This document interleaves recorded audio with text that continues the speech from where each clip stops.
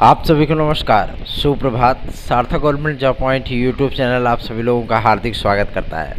कैसे हैं आप सभी लोग? आज पूरे 2 दिनों के बाद आप लोगों के बीच में उपस्थित हुआ हूं और जो वीडियो आप लोगों के सम्मुख इस चैनल पर उपलब्ध है वो वीडियो आज के 3 दिन पहले की थी, है ना।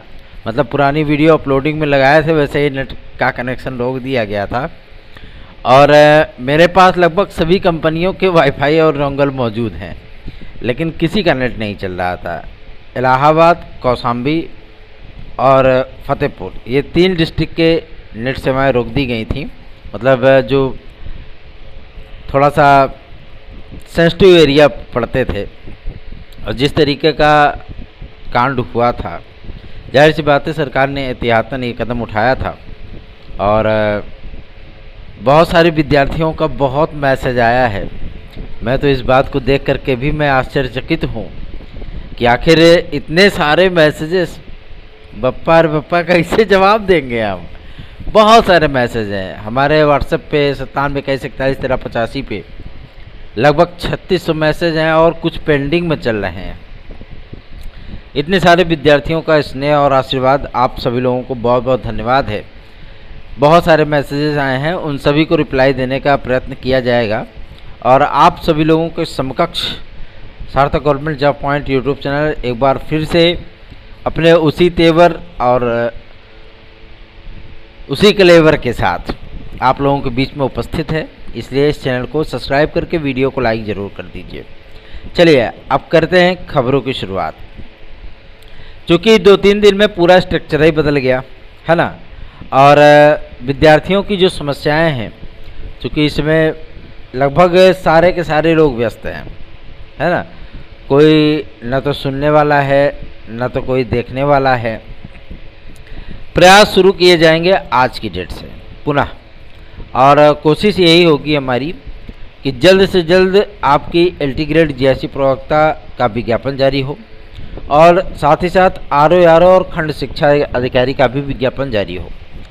लोक सेवा आयोग के सचिव महोदय से जब मुलाकात करने गए थे तो उन्होंने भी कई चीज़ों को क्लियर किया था कि जो पदों का आवंटन है कैटेगरी वाइज कर लिया गया है और शासन से निर्देश प्राप्त होते ही, क्योंकि उन्होंने इस बात को स्पष्ट कर दिया है कि आपको 30 अप्रैल तक हर हाल में क्लोजर रिपोर्ट हमें देनी है।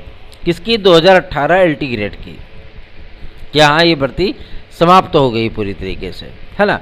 तभी आगे की प्रक्रिया को आगे बढ़ाया जा सकता है। और दूसरी महत्वपूर्ण अपडेट ये है कि नए शिक्षा सेवा चयन आयोग के माध्यम से अगर ये भर्ती आपकी आती है तो जाहिर सी बात है इसका एग्ज़ाम डिले होगा, ठीक है ना।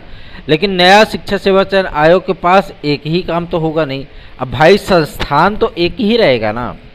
जब एक ही संस्थान रहेगा और एक ही संस्थान के माध्यम से उत्तर प्रदेश स्टेट भी एक ही है, तो जाहिर सी बात है उसी के अंदर इनको एग्ज़ाम भी कराना है। तो एक साथ है सारे एग्ज़ाम तो ऑर्गेनाइज कर नहीं सकते हैं, जाहिर सी बात है, उसके लिए समय चाहिए, है ना। अभी TGT PGT 2022 पेंडिंग है, 2023 का विज्ञापन पेंडिंग है, UP TET पेंडिंग है, एडेड जूनियर हाई स्कूल शिक्षक भर्ती पेंडिंग है, जूनियर शिक्षक भर्ती पेंडिंग है, उसका विज्ञापन आना है।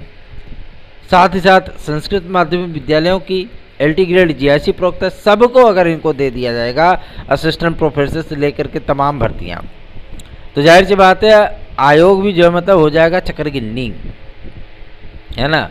अब पूरा बना लेंगे मकड़ा जाल और उसे मुलझ जाएंगे।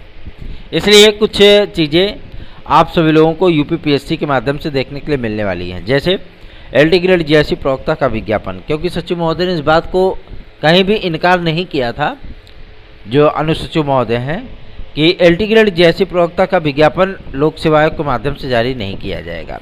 उन्होंने इस बात का उल्लेख नहीं किया।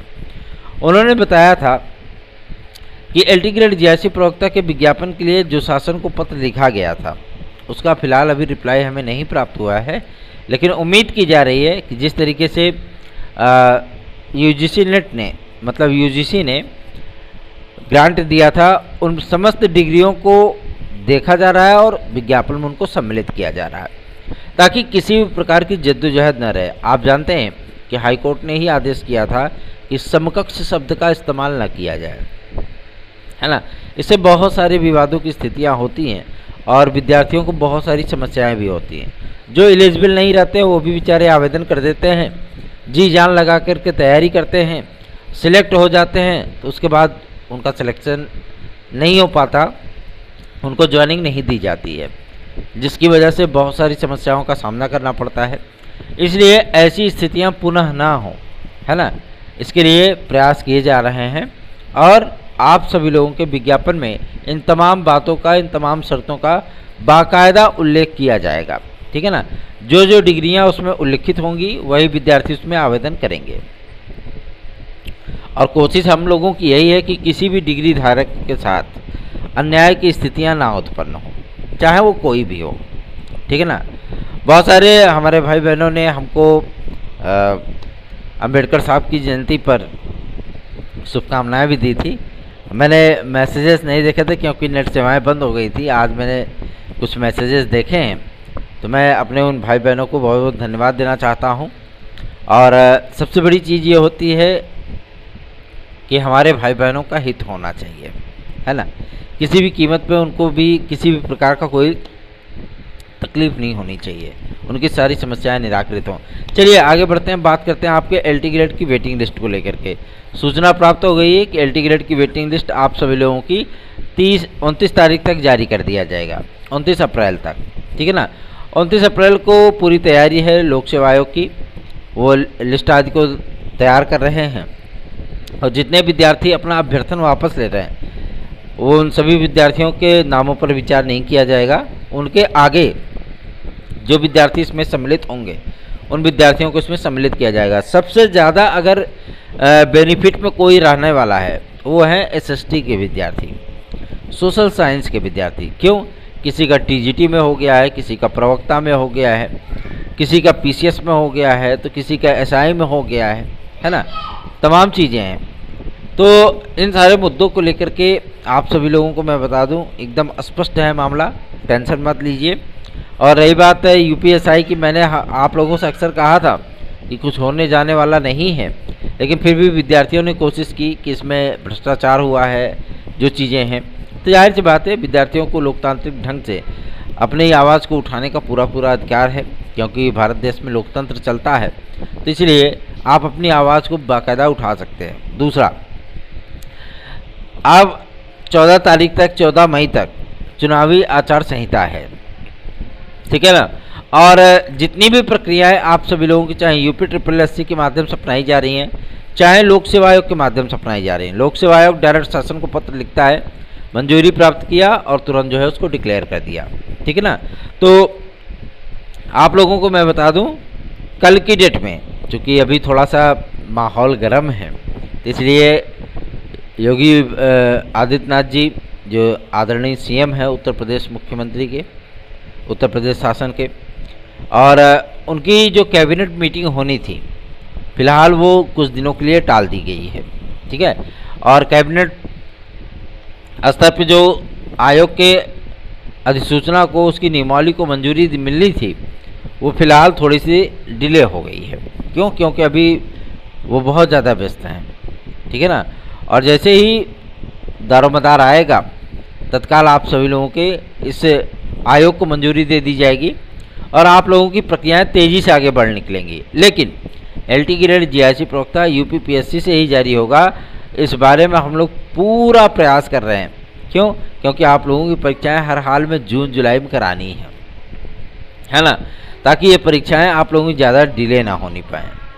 दूसरा महत्वपूर्ण अपडेट है आपके बीएड बनाम बीटीसी केस के फाइनल ऑर्डर को लेकर के। तो बीएड बनाम बीटीसी केस का जो फाइनल ऑर्डर है, ठीक है, ये फिलहाल जो कॉज लिस्ट जारी हुई है उसमें ये मामला लिस्टेड नहीं है। क्यों? क्योंकि जो जज की जो बेंच ने इसको रिजर्व किया था वो कंटिन्यू बैठ नहीं रही है, ठीक है। और उसमें से एक न्यायाधीश का जो है अदर बेंच में ट्रांसफ़र भी हो गया है, जिसकी वजह से ये मामला थोड़ा सा और भी डिले हो रहा है।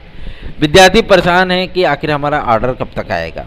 मैं आप सभी लोगों को बता दूं, आपको अप्रैल तक का इंतज़ार तो करना ही पड़ेगा, ठीक है।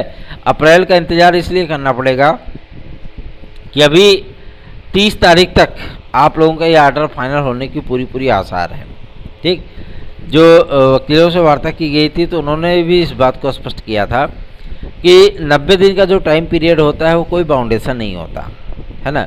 न्यायाधीश चाहें तो काफ़ी दिनों तक अपनी ऑर्डर को रिजर्व कर सकते हैं। 4-4, 6-6 महीने भी ऑर्डर रिजर्व देखे गए हैं सर्वोच्च न्यायालय में, तो जाहिर सी बात है इसमें कोई बाउंडेशन नहीं होता है। लेकिन सरकारों ने चूँकि लिखित तौर पे सर्वोच्च न्यायालय के सम्मुख रखा है, प्रस्ताव प्रार्थना की है कि आप जल्द से जल्द इस ऑर्डर को डिलीवर करें ताकि हम लोगों की समस्याओं का निराकरण हो सके। ठीक है ना, तो चिंता विमुक्त होकर के आप सभी लोग अपनी तैयारियां करिए। यदि आप सभी लोगों को TET C, TET super TET, TGT, PGT, LT, GSC, UP constable, खंड शिक्षा अधिकारी, यूपी ट्रिपल आदि की तैयारी कर रहे हैं आप और आपको निश्चित सफलता प्राप्त करनी है, तो सार्थक government job point YouTube channel को के व्हाट्सअप नंबर 9721411385, इस व्हाट्सअप नंबर पर आप लोग नोट्स आदि को हमारे बुक कर सकते हैं और उसे प्राप्त कर सकते हैं। जितने भी हमारे भाई बहन हैं जो कि 72,825 से रिलेटेड हैं, वो समस्त भाई बहन इन तमाम मुद्दों को लेकर के एकदम एक्टिव हो जाए, क्योंकि उनके लिए कार्य बहुत अच्छे तरीके से हो रहा है। और जिस तरीके से 69,000 शिक्षक भर्ती के कार्य चल रहे हैं, 72,825 को भी लेकर के सारे मामले फिट हैं। अगर आप हमारी याचिका में सम्मिलित होना चाहते हैं, आप 9721411385 इस व्हाट्सएप नंबर पर संपर्क करके हमसे जुड़ सकते हैं हमारी याचिका से। चलिए आगे बढ़ते हैं, बात करते हैं आपके लेखपाल भर्ती परीक्षा के परिणाम और वीडियो एग्जाम के अनाउंसमेंट को लेकर के। वीडियो एग्जाम के अनाउंसमेंट की तारीखें बहुत जल्दी ही नज़दीक आ रही हैं धीरे धीरे, और आयोग के माध्यम से बहुत जल्दी इसकी घोषणा भी कर दी जाएगी। ठीक है, फिलहाल आज से तो नेट सेवाएं बहाल हो गई हैं, तो आज से थोड़ी सी एक्टिविटी बढ़ेगी और जो भी एक्टिविटी आपकी बढ़ेगी, जो भी चीज़ें होंगी, है ना, तो बहुत सारे कार्य भी पेंडिंग में थे। अब उन सारे कार्यों को निपटाना है। इन सारे कार्यों को कंप्लीट करने के बाद आप सभी लोगों को जो भी अपडेट होगी तत्काल उपलब्ध कराई जाएगी, क्योंकि अब अधिकारियों से मिलना, आयोग जाना, ये तमाम चीज़ें हमारी एक्टिविटी में शामिल होगा। और इन सारे कार्यों को करने के बाद जो भी चीज़ें आप लोगों के लिए हितकारी हो वो कार्य किए जाएंगे, आप लोगों की समस्याओं का निराकरण किया जाएगा। और टीजीटी पीजीटी 2022 के जो विज्ञापन में पदों की संख्या बढ़ी है, उसका विज्ञापन जल्द से जल्द माध्यमिक शिक्षा निदेशालय अथवा माध्यमिक शिक्षा मंत्रालय अथवा शासन की तरफ से जारी कराया जाए, यह हम लोगों का पूरा प्रयास होगा। रही बात आपके टीजीटी पीजीटी 2016-2021 के विद्यार्थियों की काउंसलिंग आदि को लेकर के, तो अभी शासन ने इस पर कोई निर्णय नहीं लिया है। ठीक है, 731 पदों का जो ब्यौरा भेजा गया था उस पर अभी तक शासन ने कोई निर्णय नहीं लिया है। और रही बात आपके यूपी कांस्टेबल के नए विज्ञापन को लेकर के, तो यूपी कांस्टेबल का नया विज्ञापन आप सभी लोगों का पुलिस प्रोन्नति बोर्ड के चेयरपर्सन के नियुक्त होने के बाद, चूँकि अब यूपीएसआई वाला मामला क्लोज हो गया है, ठीक है, याचिकाएँ जो है खारिज हो चुकी हैं, तो अब किसी प्रकार का कोई विवाद शेष नहीं है।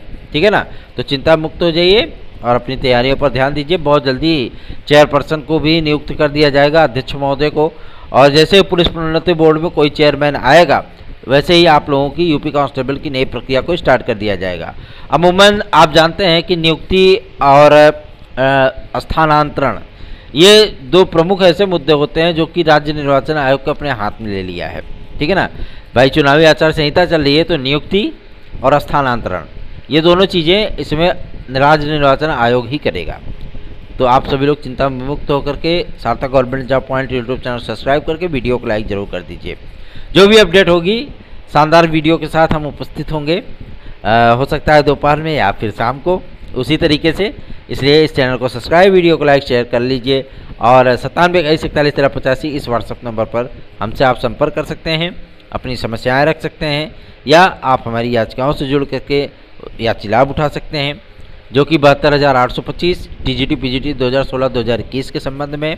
साथ ही साथ आप लोगों को यदि कोई नोट्स चाहिए तो आप हमारे नोट्स को बुक कर सकते हैं। धन्यवाद, आप सभी दिन शुभ हो।